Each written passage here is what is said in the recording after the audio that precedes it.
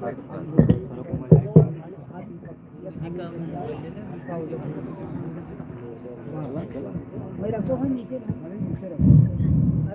बंदगी सतनाम।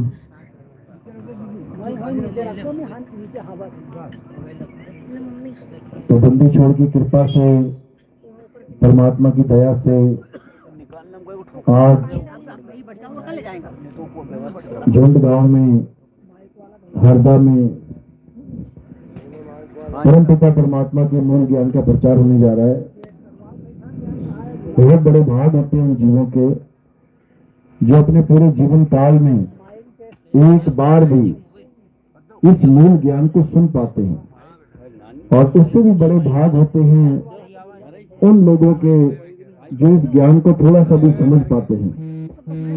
क्योंकि सुनना आसान है, घंटा 2 घंटा सुन के अपना घर चले जाते हैं लोग, लेकिन इसको समझना बहुत मुश्किल है।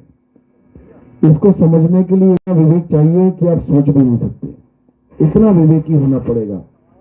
एक एक बात को समझने के लिए बहुत ज्यादा गहन चिंतन करना पड़ेगा, पूरा विवेक जगाना पड़ेगा, और ये तभी होगा जब परमात्मा की आप पे कृपा हो जाएगी। अगर परमात्मा की कृपा नहीं हुई तो पूरा सत्संग खत्म हो जाएगा, सारी उम्र भी सुनते रह जाओगे, तब भी समझ नहीं पाओगे। और मालिक की कृपा हो गई तो एक एक बात आपके समझ में आने लग जाएगी। तो आज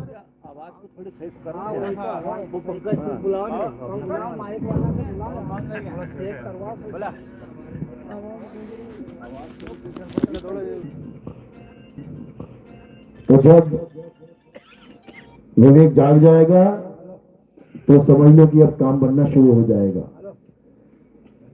पिछले गुजरे हुए सब महात्माओं की वाणियां समझ में आने लग जाएंगी, एक एक बात समझ में आने लग जाएगी। सिंगा जी महाराज क्या कह के गए थे, क्या वाणियों में समझा रहे हैं, हर चीज का खुलासा होने लग जाएगा। अभी तक तो केवल वाणियां पढ़ रहे थे, वाणियां गा रहे थे, अब वाणियां समझ में आने लग जाएंगी। कब? जब ये मूल ज्ञान समझ जाओगे। मूल ज्ञान का मतलब क्या है? मूल का मतलब होता है जड़। जड़ मतलब वो जड़ चेतन वाला जड़ नहीं, मूल का मतलब होता है पेड़ की जड़। यानी पूरे पेड़ को कौन पोषित कर रहा है, पूरे पेड़ को कौन सारा खाना सप्लाई कर रहा है? जड़। तो जब जड़ का ज्ञान समझ में आ गया तो बाकी सब अपने आप खुल जाता है।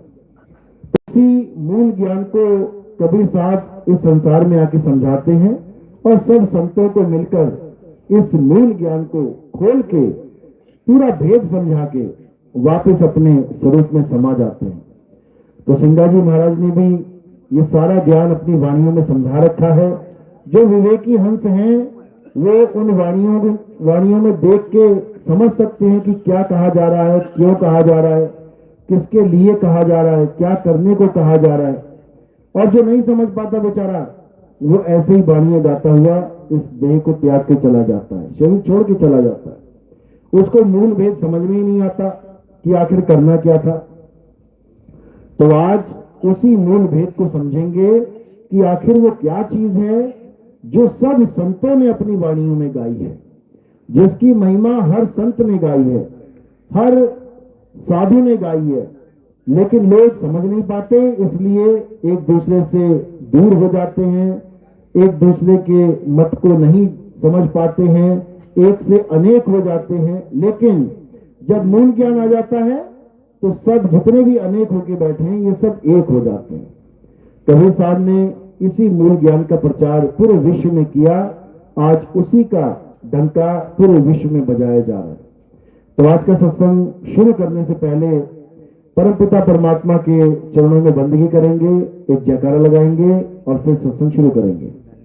बोलिए परमपिता परमात्मा की, सदगुरु बंदी छोड़ कबीर साहेब की, सभी संतों की, सभी भक्तों की, सदगुरु मदनपति साहेब की, दीवान जवाहरपति साहेब की, सदगुरु राम अनुराग साहेब की, सदगुरु राम सेवक साहेब की, सदगुरु गौराजपति साहेब की, कलिनापुर धाम की, सदगुरु सिंगा जी महाराज की, सकल हंस को बंदगी साहेब बंदगी सतना। तो कबीर साहब पूरे विश्व में सत्य का डंका बजाने के लिए आते हैं और भूले हुए जीवों को अपने घर का रास्ता बताने के लिए आते हैं। हम जीव इस संसार में जब से आए हैं, जब से हमने पहला जन्म लिया है, तब से लेके आज तक हम बार बार जन्म लेते ही आ रहे हैं। एक भी ऐसा जीवन नहीं है जो हमने त्यागा हो और अगला जीवन ना पकड़ा हो। एक भी ऐसी देह नहीं है जो हमने त्यागी हो और अगली देह ना पकड़ी हो। आज भी ये देह इसलिए पकड़ के बैठे हैं क्योंकि पिछली देह त्याग दी है। समझो, यानी बार बार जन्मना, बार बार मरना। किसका जन्मना, किसका मरना? देह का। उसको हम अपना जन्म और मरण मान बैठे हैं। मैं जिंदा हूं, मैं मर जाऊंगा, मैं पैदा हुआ, मैं नष्ट हो जाऊंगा। ये सारे भ्रम अपने मन में पाल के बैठे हैं। ना तो हम कभी पैदा हुए और ना ही हमारा कभी अंत होगा। क्यों? क्योंकि वाणी कह रही है, ईश्वर अंश जीव अविनाशी। अविनाशी का मतलब क्या होता है? 2, 4, 5, 10, 60, 70 साल में मर जाने वाले को अविनाशी कहते हैं। अविनाशी का मतलब है जिसका कभी मरण ही ना हो, जो कभी मरे ही ना, उसे अविनाशी कहते हैं। तो जीव क्या है? अविनाशी। लेकिन लोग जीव को भी नहीं समझ पा रहे। परमात्मा को समझना तो बहुत दूर की बात है, जीव को भी नहीं समझ पा रहे। जीव को भी कह रहे हैं कि ये मर जाता है और जन्म लेता है, कभी नहीं लेता। कौन मरता है, कौन जन्म लेता है? ये शरीर लेता है। और जीव क्या है? इस शरीर को चला रहा है, इस शरीर में विराजमान है। जैसे एक पिंजरे में तोता विराजमान है। पिंजरे का तो जन्म और मरण होता रहेगा, लेकिन तोता अविनाशी है। तोता क्या कर रहा है? एक पिंजरे में बैठा है, उसको छोड़ के दूसरे पिंजरे में बैठ जाता है, उसको छोड़ के तीसरे पिंजरे में बैठ जाता है। तो पिंजरा कहां है उस तोते का? ये पिंजरा ही है।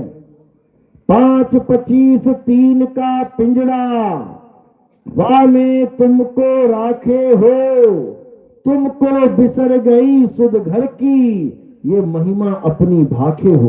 कौन? ये अलख निरंजन। इसी को संतों ने काल निरंजन बोला है। ये अलख निरंजन तुम्हारे घर का द्वार बंद करके बैठ गया है, यानी तुम्हें वापस अपने मालिक के चरणों में नहीं जाने दे रहा है। ये अपनी महिमा गवा रहा है, अपनी पूजा करवा रहा है। लेकिन लोगों को समझ में ही नहीं आता कि कैसे। जिस पर दया मालिक की होती है वही जान पाता है कि अलग निरंजन क्या है और इससे कैसे बचना है। तो साहिब समझा रहे, साधो निरंजन जाल पसारा। इस निरंजन ने ऐसा जाल बुन दिया है कि कोई नहीं बच सकता।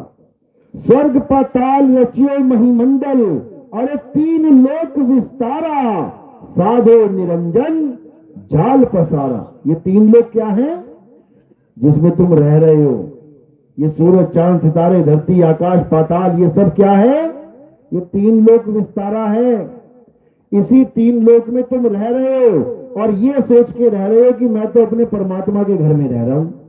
ये दुनिया किसने बनाई है? परमात्मा ने। क्या लगता है, अगर ये दुनिया परमात्मा ने बनाई होती तो इस दुनिया में कोई भी गड़बड़ घोटाला ना हो रहा होता, इस दुनिया में मौत के तांडव नहीं हो रहे होते, इस दुनिया में भूकंप, सुनामी नहीं आ रही होती, इस दुनिया में ऐसा कुछ नहीं हो रहा होता जिससे जीव घबराए, डरे, क्योंकि उसके मालिक का घर है ये। अपने घर में भी अपने बच्चों को डरा के कोई रहता है क्या? तो ये मालिक का घर नहीं है। ये किसका घर है? ये तो घर है काल का। ये काल भगवान का घर है और इस घर में उसी का राज चलता है। यहां पर कोई भी अमर नहीं है, सबने मरना है। ये जितने भी शरीर बैठे हुए हैं सबने मरना है एक दिन, एक भी अमर नहीं है। तो ये काल की नगरी है, काल का लोक है और इसमें फंसाने के लिए उसने 2 जाल बुने हुए हैं। कौन कौन से 2 जाल? पाप और पुण्य का जाल। पाप पुण्य 2 जाल है, समझ लो। जब तक इन दोनों जालों से न्यारे नहीं हो गए तब तक इसी में उलझे रहोगे। अब इन दोनों जालों से न्यारा कौन होगा? जो पाप और पुण्य से ऊपर उठ जाएगा, जो अकर्ता होके इस जीवन को जिएगा, ना तो वो पाप कर रहा है ना ही वो पुण्य कर रहा है। अगर उसने अपने अंदर ये भावना पैदा कर ली कि मैंने पाप कर दिया या मैं पुण्य कर रहा हूं, तो उसका वापस आना निश्चित है। अरे पाप पुण्य ये दोनों बेड़ी, एक लोहे एक कंचन केरी। पाप करोगे तो लोहे की बेड़ियां डल जाएंगी, पुण्य करोगे तो सोने की बेड़ियां डल जाएंगी। सोने की बेड़ी कैसी होती है? देखना कभी करोड़पतियों को गले में 2, 4, 5 बेड़ियां लेके घूम रहे हैं, यानी सोने की चैन। खुद पैसा देके खुद पहन लेते हैं बेड़ी, उसमें उनको लगता है कि मैं बहुत बड़ा बन गया। ये नहीं पता वो सोने की बेड़ी है। तुझे लटका दिया काल भगवान ने अधर में, बीच में लटका दिया। तो कबीर साहब इसी को समझा रहे हैं कि जब तक ये पाप और पुण्य से तुम न्यारे नहीं हो जाते, ये सुख और दुख की चाह से तुम न्यारे नहीं हो जाते, तब तक तुम्हारी मुक्ति नहीं हो सकती। क्योंकि ये सारी भक्ति, ये सारी पूजा पाठ सुख और दुख का ही खेल है। मंदिर भरे पड़े हैं, मूर्ति के आगे लोग खड़े हुए हैं, किस लिए? कि भगवान जी सुख दे दो। सारे गुरुओं के दरबार भरे पड़े हैं, क्यों? दुखी आत्माएं बेचारी सुख ढूंढने के लिए जा रही है। इतना भी नहीं समझ पा रही है कि मेरे किए कर्म ही मेरा दुख का मूल कारण है, मेरे द्वारा किए कर्म। एक ही परिवार में 5 लोग हैं, पांचों को अलग अलग कर्मों के द्वारा अलग अलग जीवन मिला हुआ है। एक बहुत खुश है, दूसरा टेंशन में बैठा हुआ है, तीसरा किसी और ही की चिंता कर रहा है, चौथा मनमौजी है, बिल्कुल मजे ले रहा है। यानी हर इंसान के अपने कर्मों के अनुसार ही जीवन बन जाता है। अगर तुम्हारे जीवन में दुख आ रहा है, इसका मतलब तुमने पिछले जन्मों में बहुत दुख दिया लोगों को, तो वापस मिल रहा है। और तुम्हारे जीवन में सुखी सुख आ रहा है, इसका मतलब तुमने खूब सुख शांति दी है लोगों को, तो वापस मिल रही है। बिल्कुल सिंपल।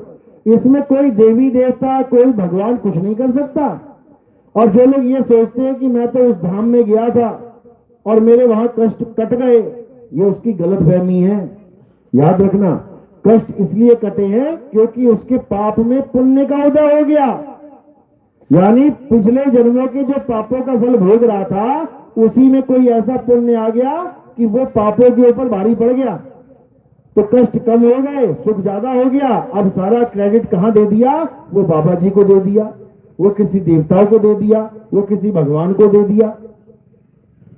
समझो बात को, ऐसा नहीं होता। ये तुम्हारे कर्मों की खेती है। सुख और दुख तुम्हारे कर्मों की वजह से मिल रहा है। और तुम्हें ही नहीं, भगवानों को भी कर्मों की वजह से सुख और दुख मिला है। नारद मुनि को श्राप, नारद मुनि के साथ खिलवाड़ किया विष्णु जी ने, तो नारद मुनि से श्राप मिल गया विष्णु जी को, यानी अपने ही कर्म का फल मिल गया। राम बन के 14 साल वनवास में भटकना पड़ा उस एक श्राप की वजह से। फिर राम जी बन के बाली को मारा, फिर श्राप लग गया। अब कृष्ण बन के पैर में तीर खाना पड़ गया उसी बाली का। तो ये क्या है? ये कर्मों की खेती है, सबको भुगतना पड़ेगा। ऐसा कोई नहीं है जो इससे बच सके। तो इसके ऊपर ज्यादा फोकस नहीं रखना है। सुख और दुख, यहां सुखी भी मरेगा और दुखी भी मरेगा। फोकस किस पे रखना है कि यहां से जब हम जाएंगे तो कैसे जाना है, बस। अंत भला तो सब भला, यहां से कैसे निकलें इस पे फोकस करना है। तो कबीर साहब समझा रहे हैं, आए हैं तो जाएंगे राजा रंक फकीर, एक सिंहासन चढ़ चले और एक बंधे जंजीर। बस यही फार्मूला है, इसी को समझना है कि जंजीरों में बंध के तो सब जा रहे हैं, लेकिन सिंहासन पे चढ़ के कैसे जाया जा सकता है? ये कौन सा फार्मूला है जिससे हम सिंहासन पे बैठ के जाएंगे? इसको कैसे प्राप्त किया जाए? तो ये कब प्राप्त होता है? ये अवस्था कब मिलती है? जब आप किसी भेदी गुरु की शरण में जाते हैं और वो तुम्हें ऐसा गुप्त भेद बताता है जिससे तुम्हारी गति सिंहासन पे बैठ के होती है, फिर बेड़ियों में जकड़ के नहीं जाओगे। कबीर साहब समझा रहे हैं, अब तो जाए चढ़े सिंहासन और मिले हैं सारंग पानी, राम कबीरा एक भय हैं कोई न सके पहचानी। कहते हैं हमें ऐसी अवस्था मिल गई कि अब सिंहासन पे बैठ के जा रहे हैं और राम कबीरा एक भय हैं, यानी हमें वो अवस्था मिल गई जिसे परम पद कहते हैं, जिसे परम अवस्था कहते हैं, जिसे परम आत्मा कहते हैं। अब हम जीवात्मा नहीं रहे, अब हम क्या हो जाएंगे, परमात्मा ही हो जाएंगे। कब? उसमें मिलकर। गंगा नदी पूरे भारत में डोल रही है, एक शहर से दूसरे शहर, दूसरे शहर से तीसरे शहर। किसी भी शहर में किसी भी घाट पे खड़े होके आप देखोगे तो आपको गंगा ही लगेगी, गंगा ही दिखेगी और उसका नाम भी गंगा ही होगा। लेकिन जब वो समुद्र के अंदर गिर जाती है, जब वो समुद्र में चली जाती है, फिर उसे गंगा कोई नहीं कहेगा, फिर वो क्या हो जाएगी, समंदर ही हो जाएगी। इसी प्रकार जब हम सच्चे परमात्मा की भक्ति करेंगे, सत्य साहिब की भक्ति करेंगे, उसकी सच्ची बंदगी हमें मिल जाएगी, तब हम जीव नहीं रहेंगे, तब हम जीव से तीव हो जाएंगे। गरीबदास जी महाराज समझा रहे हैं, कोटि तो ब्रह्मा भय और कोटि भय ईश, साहिब तेरी बंदगी से ये जीव हुए जगदीश। ये जीव ही जगदीश हो जाता है, लेकिन लोग इस भेद को समझ नहीं सकते। क्यों? क्योंकि वो तुम्हें एक शरीर मान बैठे। वो क्या कहेंगे, अरे ये कैसे परमात्मा हो सकता है, ये तो कमजोर सा है, ये तो निर्बल है, ये तो बिल्कुल अलग ही दिख रहा है, बच्चा है, बूढ़ा है, जवान है, ये परमात्मा कैसे हो सकता है। वो नहीं जानते कि ये शरीर है, ये तो आत्मा भी नहीं है। परमात्मा तो क्या होगा, शरीर नाशवान है, जीव अविनाशी है, परमात्मा अविनाशी है। अविनाशी ही अविनाशी को प्राप्त करेगा, यानी ये जीव अविनाशी अपने असली स्वरूप को प्राप्त करेगा, तब उसकी गति हो जाएगी। केवल इतनी सी बात समझनी है, इतनी सी बात समझ में आ गई तो समझ लो काल का जाल टूट जाएगा। उसके बाद तुम्हारा जन्म मरण नहीं होगा। ये तुम्हारे घर में जो बच्चे पैदा हो रहे हैं, ये तुम्हारे घर में जो जितनी मृत्यु हो रही है, किसकी वजह से, इसी काल भगवान की वजह से। यही है जो सबको पैदा कर रहा है और सबका नाश कर रहा है। तो क्या करना है, अब हमने ये जानना है कि इस काल के जाल से कैसे बचें, ये बार बार जन्मना मरना खत्म हो जाए। तो सारे समझा रहे हैं, बचना चाहो काल जाल से तो चीनो शब्द हमारा, और कहे कबीर अमर कर राखूं जो निज होए हमारा। कहते हैं अगर बार बार जन्मने से, बार बार मरने से बचना है तो क्या करना पड़ेगा, मेरे द्वारा बताया हुआ शब्द इसको चीनना पड़ेगा कि आखिर शब्द होता क्या है। गुरु के द्वारा जब हम नाम दीक्षा लेते हैं तो नाम दीक्षा में कौन सा शब्द मिलता है, हमें ये जानना पड़ेगा। क्या वो शब्द हिंदी का है, क्या वो पंजाबी का है, क्या वो अरबी का है, क्या वो अंग्रेजी का है, क्या वो Chinese, Japanese, Portuguese, Spanish, Dutch, French, दुनिया भर की भाषाएं हैं। कौन सी भाषा का वो शब्द है जो मेरा गुरु मुझे दे और मेरा बेड़ा पार हो जाए। अभी जितने लोग यहां बैठे हैं सबने कौन सी भाषा का शब्द ले रखा है पता है? तुम हिंदुस्तान में हो, हिंदी चलती है यहां पे, तो गुरुजी ने कौन सा शब्द दे दिया? हिंदी का। तुम हिंदी के नाम रट रहे हो, तुम सोच रहे हो हिंदी रट रट के हिंदी के अक्षर रट रट के मेरी मुक्ति हो जाएगी, और अरबी सोच रहा है अरबी भाषा के अक्षर रट रट के मेरी मुक्ति हो जाएगी। क्या बना है अरबी भाषा में? कलमा बना है अरबी भाषा में, नमाज बनी है अरबी भाषा में। वो अरबी भाषा को बार बार बार बार बार बार रट रहा है। तुम हिंदी भाषा को बार बार बार बार रट रहे हो, अंग्रेजी भाषा को रट रहा है। सब अलग अलग भाषाओं के चक्कर में पड़े हुए हैं। क्यों? क्योंकि वो मूल भेद को नहीं जानते, वो उस तत्व को नहीं जानते जिसके ये नाम है, जिसको सोहंग कहते हैं। सोहंग क्या है? ये सोहंग नाम तो ले लिया, ओम सोहंग, ओम सोहंग। क्या है ये ओम? क्या है ये सोहंग? जब तक तत्व ज्ञान को नहीं जानोगे तब तक तुम तोते की तरह रटते रह जाओ, कल्याण होने वाला नहीं है। गरीबदास जी महाराज समझा रहे हैं क्या है ओम, क्या है सोहंग, समझा रहे हैं। ओ हम काया मरी मरी जाए, सोहंग फिर गोता खाए। ओम मारे ओम मरे, सोहंग लख 84 फिरे। समझा दिया उन्होंने कि क्या है ओम, क्या है सोहंग। अब जो लोग ओम और सोहंग का जाप कर रहे हैं वो किसको याद कर रहे हैं? तुम्हें लग रहा है कि परमात्मा को याद कर रहे हैं, जबकि किसको याद कर रहे हैं? ये काया और जीव का नाम है। ओहम काया मरी मरी जाए, सोहंग जीव फिर गोता खाए। 84 में गोता खा रहा है ये सोहंग जीव, लेकिन लोगों को नहीं पता। ओम सोहंग लेके बैठे हैं, जप रहे हैं, जन्म बर्बाद कर रहे हैं अपना। ये जन्म बर्बाद होना कब खत्म होगा? जब तत्व ज्ञान आ जाएगा। कबीर साहब कह रहे हैं ओ हम सो हम तत्व विचारा, बंक नाल में किया संभारा। मन को मार गगन चढ़ जाई, मान सरोवर पैठ नहाई। कबीर साहब समझा रहे हैं ये ओम सोहम जपने वाले संभल जाओ, तुम्हारा जीवन नष्ट हो जाएगा। ओम सोहम नहीं जपना है, सोहंग नहीं जपना है। अरे जो जन होंगे जौहरी, रतन लेंगे बिलगाए।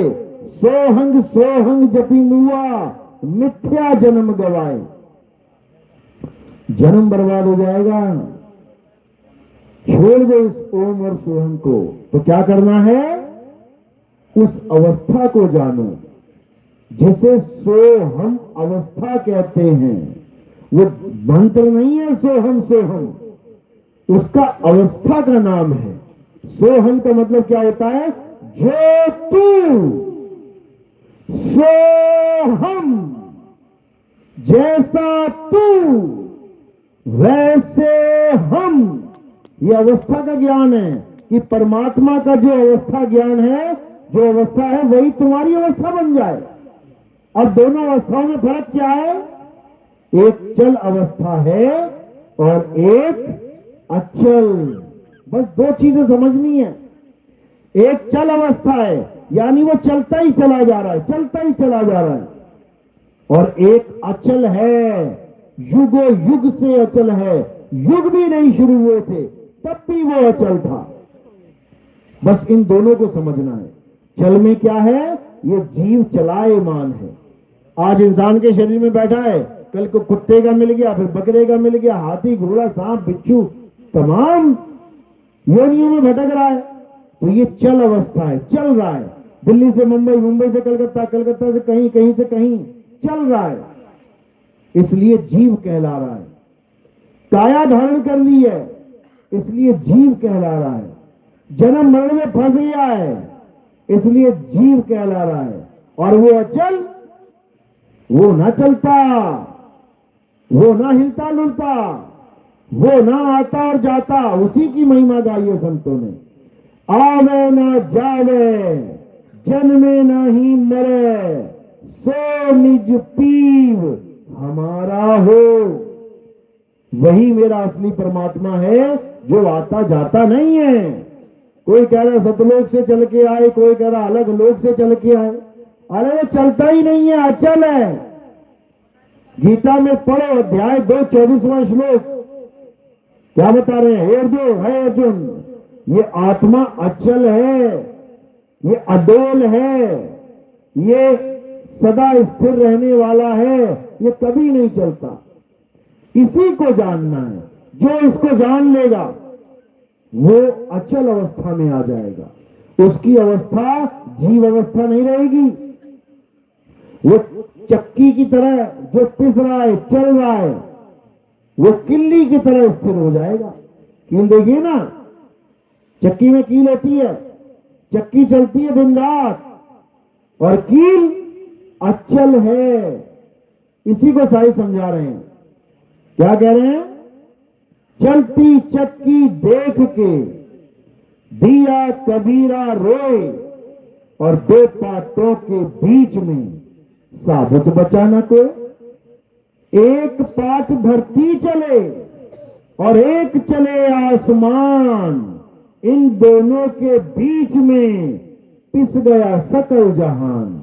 अरे पाट पाट सब कोई कहे, किल्ली कहे ना कोई, और जो किल्ली संग लाग रहा तो बाल न बांका हो। दोनों अवस्थाओं का ज्ञान दे दिया इस एक दोहे में। यानी एक तो है चल अवस्था जो चल रही है दिन रात, और एक है अचल अवस्था किल्ली की तरह। तो जो दाना चलती चक्की में से होता हुआ किल्ली के साथ जुड़ जाता है वो बच जाता है। जाता तो वो भी चक्की में ही है, लेकिन वो चक्की में पिसता नहीं है, वो दाना कील के साथ अटक जाता है। चक्की चलती रहती है, दाना उसको कोई फर्क ही नहीं पड़ता। इसी प्रकार जो जीव अवस्था में ये हम चल रहे हैं, खा रहे हैं, पी रहे हैं, भाग रहे हैं, दौड़ रहे हैं, खेल रहे हैं, कूद रहे हैं, ये अचल अवस्था हो जाती है। उसके बाद अरे ना कहीं आना ना कहीं जाना, आपे में आप समाना। फिर कोई कहे कि हाँ माता स्वर्गवास का जाना है क्या? स्वर्ग में जाना है? स्वर्ग में नहीं जाना, फिर नरक में भी नहीं जाना। हर जगह से ये मन हट जाएगा और अपने स्वरूप में स्थित हो जाएगा।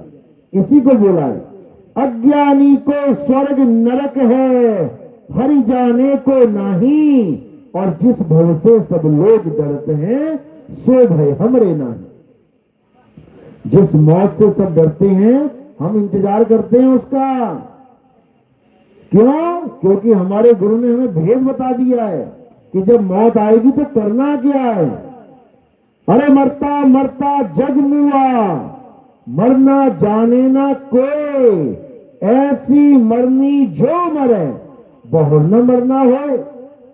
कहते हैं अगर ऐसे मर गया तो जैसे मैं बता रहा हूं, इस विधि के द्वारा अगर तू मर गया मतलब शरीर छोड़ दिया, उसके बाद तेरा आना जाना खत्म हो जाएगा, दोबारा शरीर धारण नहीं करना पड़ेगा। लेकिन अगर शरीर से मोह लगाते हुए इस शरीर को छोड़ता है तो याद रखना दोबारा आना पड़ेगा। क्यों? क्योंकि मन में जो जीवन की इच्छा है वो खत्म ही नहीं हुई। ये बीज जो पड़ा है मन में जीवित रहने का, वो खत्म ही नहीं हुआ। तो कहते हैं माया मरी ना मन मुआ, मरी मरी गया शरीर, आशा तृष्णा नाम हुई, कह गए संत कबीर। कहते हैं ये काया को जिंदा रखने की जो आस लगा रखी है तुमने, सारी उम्र का पैसा डॉक्टर को देने के लिए तैयार हो कि डॉक्टर साहब ये सारा पैसा रख लो, मुझे जिंदा रखो, बस मरू ना मैं। समझ लो इतना ज्यादा प्रेम हो चुका है इस नाशवान काया से। और पता भी है कि चाहे कुछ भी कर लो, चाहे किसी मंदिर चले जाओ, मस्जिद चले जाओ, गुरुद्वारे चर्च चले जाओ, किसी गुरु के पास चले जाओ, किसी भी भगवान की पूजा कर डालो, मरना पड़ेगा। यानी काया छोड़नी पड़ेगी, बच नहीं सकते। अरे जब बच नहीं सकते तो इससे प्रेम क्यों करना? फिर वो तरीका ही सीख लेते हैं जिसे मृत्यु की कला कहते हैं, मरने का सही तरीका। और जिसको ये मरने का सही तरीका आ जाता है फिर वो अपने आनंद में रहता है। फिर मौत उसको डरा नहीं सकती, मौत उसको हिला नहीं सकती। साईं समझा रहे हैं जिस मरने से जग डरे मेरे मन आनंद और मरने पर ही पाइए पूर्ण परमानंद। कहते हैं अगर ऐसी मौत आ गई जैसी हम बता रहे हैं, इतना आनंद आएगा, तो तुम कहोगे पहले क्यों नहीं आ गई। अगर इसमें इतना आनंद है मरने मरने में, तो पहले क्यों नहीं आ गई।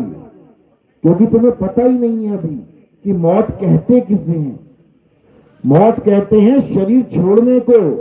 जब हम शरीर छोड़ेंगे और अपने स्वरूप में स्थित हो जाएंगे तो हम क्या हो जाएंगे, अमर।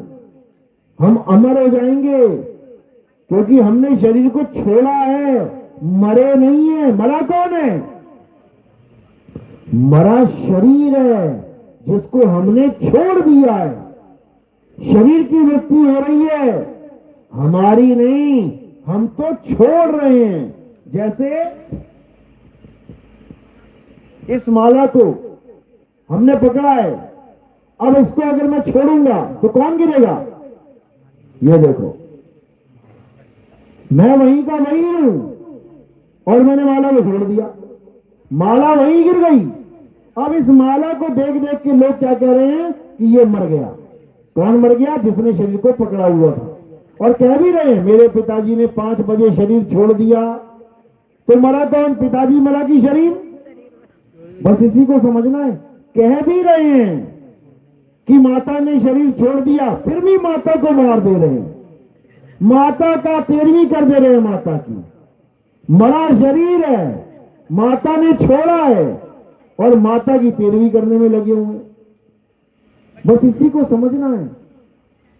जब ये समझ में आ जाएगी बात, उसके बाद तुम्हारे जीने का अंदाज ही कुछ और हो जाएगा। 2 बच्चे हैं, एक को तैरना आता है, एक को तैरना नहीं आता।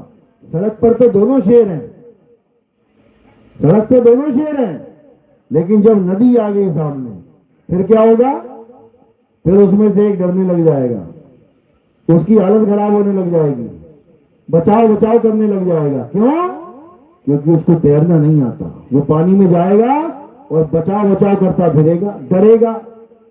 और जो दूसरा है वो धरती पे भी शेर है और पानी में भी वो शेर ही है, क्योंकि उसे पता है कि कैसे तैरना है।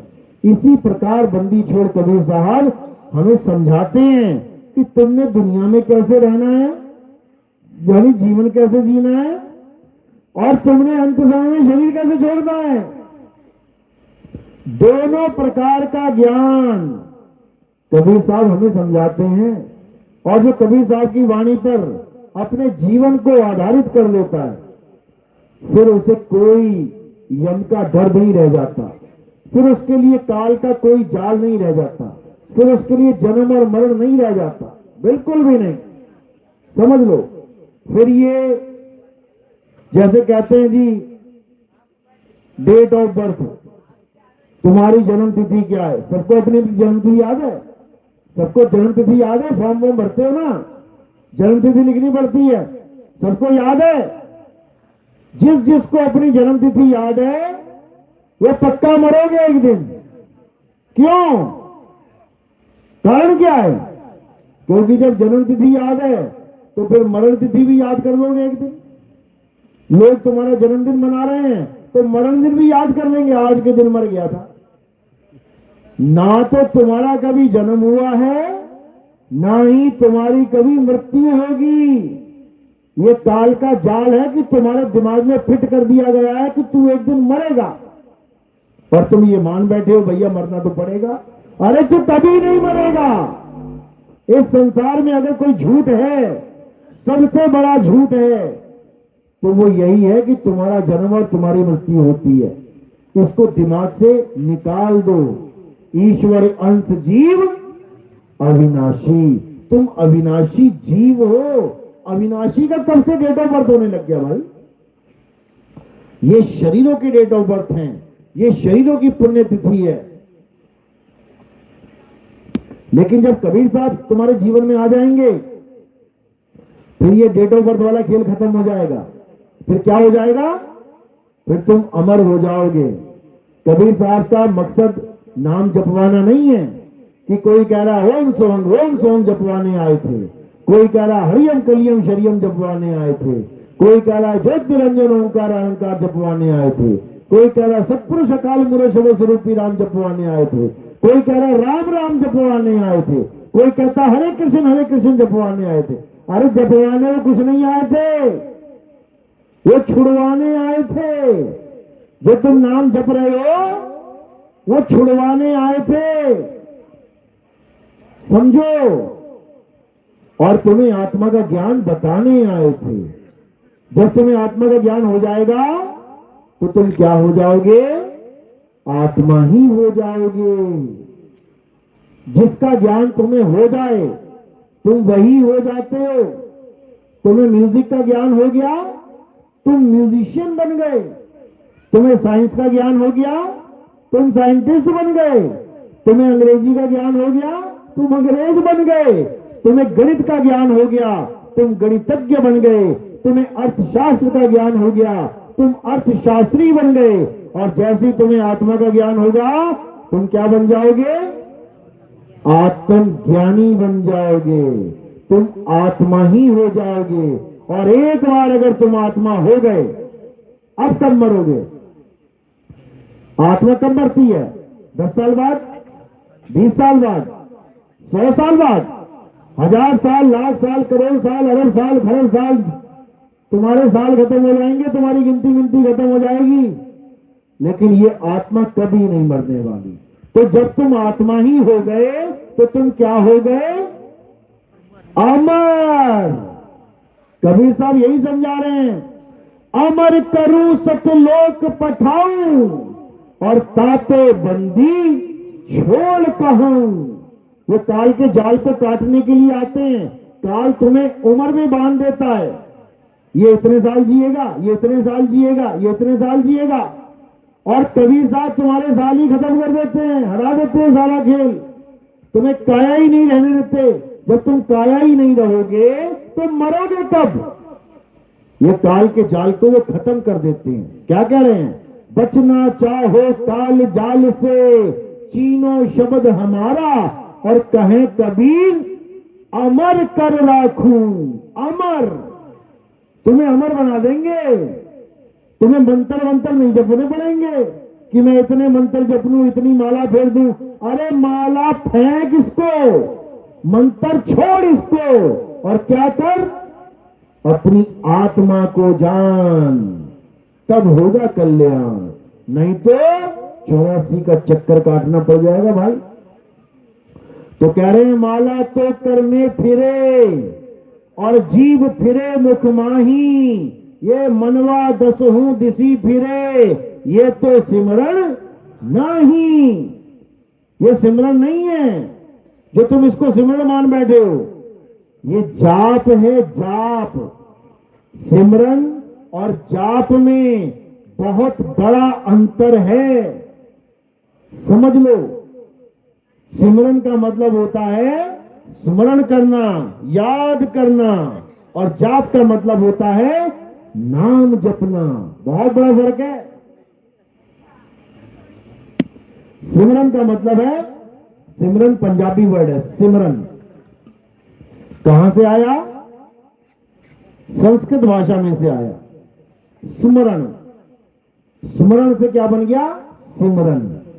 तो स्मरण का मतलब क्या होता है? नाम जपना। स्मरण का मतलब होता है याद करना। नाम नहीं जपना, याद करना, किसी को याद करना। कहते तेरी स्मरण शक्ति बड़ी तेज है। स्मरण शक्ति का मतलब याददाश्त, कि तुम याद बहुत जल्दी कर लेते हो, नाम बहुत जल्दी जप लेते हो, नहीं बोल रहे हैं, तुम याद बहुत जल्दी कर ले। इसी प्रकार जो सच्चा नाम है उसे जपा नहीं जाता, उसे याद किया जाता है। याद।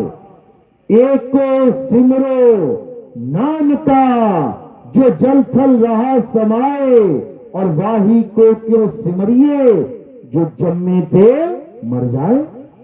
कहते उसको याद कर जिसकी वजह से ये जल थल, ये सारा संसार आधार पे खड़ा हुआ उसके। और वो क्या है? आत्मा। बिना आत्मा के कोई चल सकता है क्या? बिना आत्मा के कोई हिल सकता है क्या? बिना आत्मा के कोई मंदिर, मस्जिद, गुरुद्वारे, कोई चर्च जा सकता है क्या? बिना आत्मा के कोई संतों की शरण में जा सकता है क्या? बिना आत्मा के कुछ नहीं कर सकते। लेकिन उसी आत्मा को हम नहीं जानते, जन्मों जन्म बीत जाते हैं, उसी आत्मा का ज्ञान नहीं हो पाता है और मंत्रों के पीछे पड़ जाते हैं। ओम जपले, सोहंग जपले, ओम सोहंग जपले, निरंकार जपले, ये जपले, वो जपले। मदन साहब कह रहे हैं, सोई गुरु पूरा कहावे, जो दो अक्षर का भेद बतावे, एक छुड़ावे एक लखावे, तब प्राणी निज घर को जावे। यानी सच्चा गुरु जब तुम्हारे जीवन में आएगा तो क्या करेगा? वो एक छुड़ावे, तुम्हारे सारे मंत्र छुड़वा देगा, छोड़ दे। तो क्या करना है? एक लखावे, तुम्हें तुम्हारी आत्मा का ज्ञान करवा देगा, तुम्हें तुम्हारा आत्म तत्व का लखाव करा देगा, तुम्हें तुम्हारे परम तत्व का ध्यान धरना सिखवा देगा। तभी वाणी कह रही है ना, परम तत्व का ध्यान धर, सोहम आपे आप। जिस दिन तुमने सोहम सोहम जपना छोड़ के उस परम तत्व का ध्यान धरना शुरू कर लिया, तुम आपे आप सोहम हो जाओगे। सोहम मतलब जो तू सो हम, जैसा तू वैसे हम।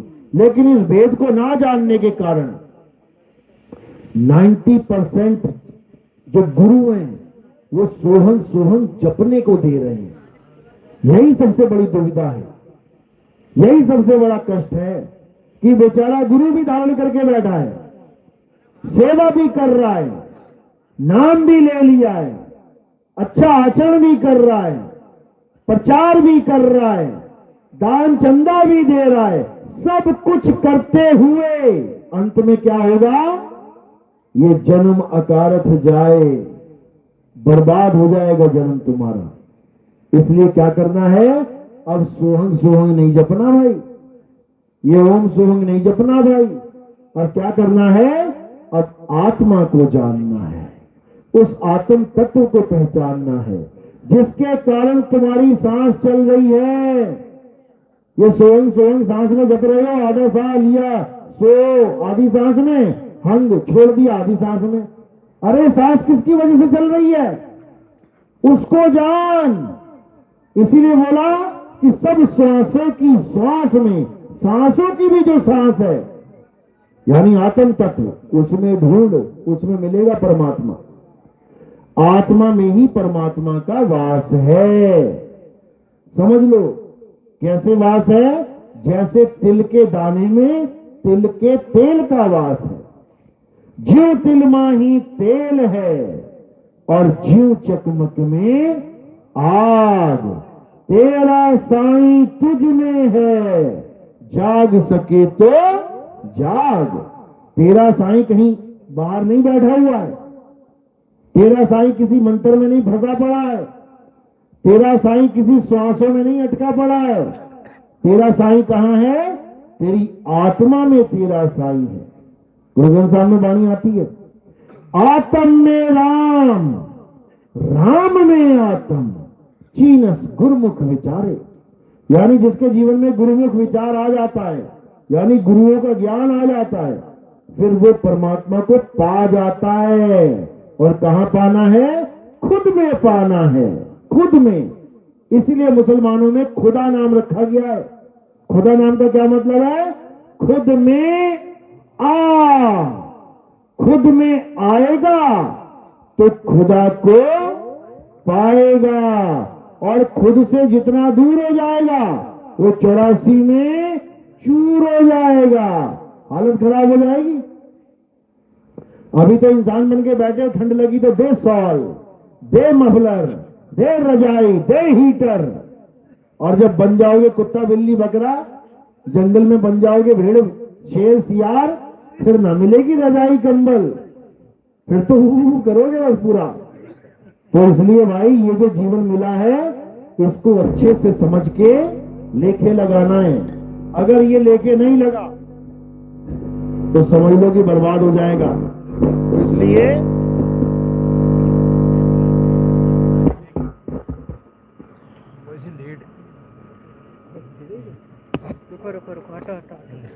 सही, तो इसलिए अब अपनी आत्मा को पहचानना है। जब लगना चीन होंगे आत्म, तब लगना मिली है परमात्म।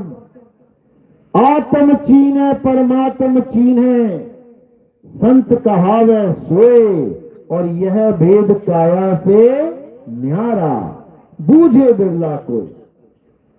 ये काया से न्यारा भेद है। ये काया में मत घुस जाना कि इंगला पिंगला सुषमना चढ़ गए, सुषमना पे हालत खराब हो जाएगी।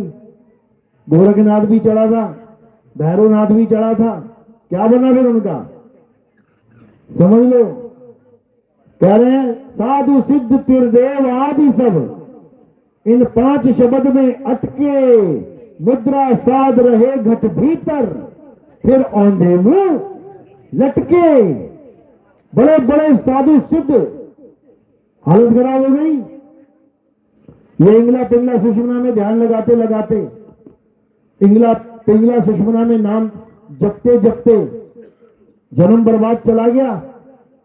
लेकिन अब इससे परे हो जाना है। इंगला पिंगला सुषमना को त्याग दो, खत्म करो इसको। इस काया के 7 चक्रों को त्याग दो, खत्म करो इसको। इस काया में होने वाली हर प्रकार की गतिविधि को त्याग दो, चाहे वो सांसें चल रही हैं, चाहे वो नाभि से कुछ उठ रहा है, चाहे वो कहीं जा रहा है, जाने दो उसको, हटाओ उसको। अब क्या करना है? अब उसको जानना है जो ना तो ऊपर उठता है और ना नीचे गिरता है। समझ लो, अब उसको जानना है जो ना तो ऊपर उठेगा ना नीचे गिरेगा। क्यों? क्योंकि वो अचल है, वो अचल है, अडोल है। गरीबदास जी महाराज कह रहे हैं, सतगुरु के लक्षण कहूं अचल विहंगम चाल, हम अमरापुर ले गए ज्ञान शब्द सरधा। कहते हैं हमें ऐसा गुरु मिल गया जिसने विहंगम चाल के द्वारा मुझे अचल तक पहुंचा दिया। जैसे चुंबक लगी हुई है कहीं पे, अचल है, चल नहीं रही है, और लोहे का कंचा गोला इधर से उधर भाग रहा, उधर से उधर भाग रहा, उधर से उधर भाग रहा है। भागते भागते भागते किसी ने उसको इशारा कर दिया चुंबक के नीचे जा, और चला गया गलती से चुंबक के नीचे। अब क्या होगा? अब चुंबक लेगी खींच, और जैसे खींचेगी अब क्या हो जाएगा लोहे के साथ? वो लोहा अचल हो जाएगा। चिपका के देख लेना, चुंबक में लोहा चिपका के देख लेना, फिर देखना भाग रहा है कि नहीं भाग रहा। भागेगा, वहीं अचल हो जाएगा वो। इसी प्रकार ये जो काल भगवान तुम्हें भगा रहा है ना, यहां से वहां, वहां से वहां, वहां से वहां, जब तुम उस चुंबक के साथ जुड़ जाओगे तुम अचल हो जाओगे। काल भगवान की इतनी हिम्मत नहीं कि तुमको छुड़ा सके वहां से। कबीर साहब यही समझा रहे हैं, लोह चुंबक की प्रीत ज्यों लोह को लेत उठाए, ऐसा शब्द कबीर का काल से लेत छुड़ाए। जब वो चुंबक लगेगी तो तुम्हें खुद पता लगेगा कौन खींच रहा है। अरे खेचत खेचत खेच कसीसा, सिर ऊपर बैठे जगदीसा। जब वो खींचेगा तब तुम्हें समझ में आएगा कि ये लोह चुंबक की प्रीत होती क्या है। फिर वाणी क्या निकलेगी?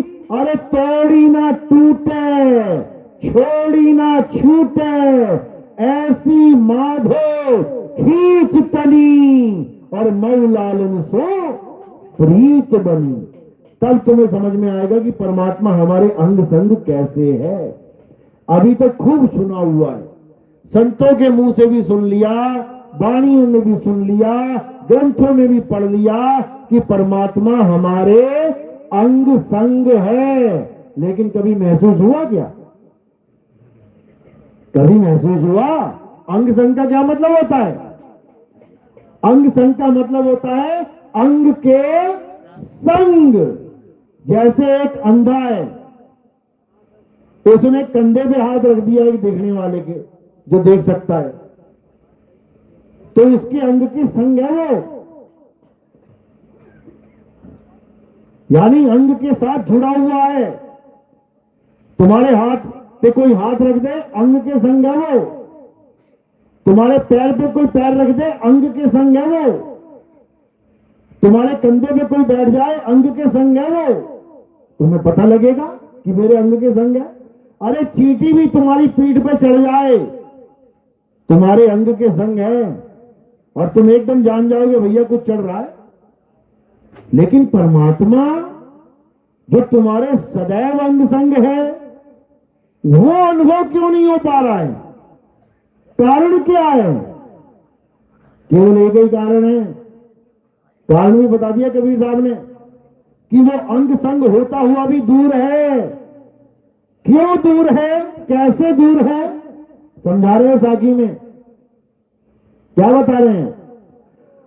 सूरत फंसी संसार में, तासे पड़ गई दूर, और सूरत बांध स्थिर करो, आठों पहर हुजूर। बता दिए ना एक ही लाइन में कि वो अंग संग है, लेकिन फिर भी दूर है। क्यों? क्योंकि दूर वो नहीं, दूर तुम हो गए हो। तुम दूर हो गए हो। चुंबक तो वहीं लगी हुई है, वो लोहा दूर हो गया है। अब क्या करना है? इस लोहे को आठों पहर चुंबक के नीचे रखने की प्रैक्टिस करनी है, और जैसे ये नीचे आ जाएगा, चुंबक अपना काम शुरू कर देगी। उसके बाद लोहा समझ जाएगा कि भैया चुंबक ने खेल खेलना शुरू कर दिया है। यानी वो परमात्मा जो अंग संग है, अब वो महसूस होने लग जाएगा तुम्हें, समझ लो। और जब वो होगा तो एक लहर चलेगी, आनंद की लहर चलेगी। कहते शंखों लहर महर की उपजे, वहां कहर नहीं कोई। जन्म मरण से परे हो जाओगे, ये मौत का तांडव खत्म हो जाएगा, ये जन्म न मरना खत्म हो जाएगा। कितनी पूजा पाठ करी गुजरातियों ने, करते ही हैं, सारे करते हैं।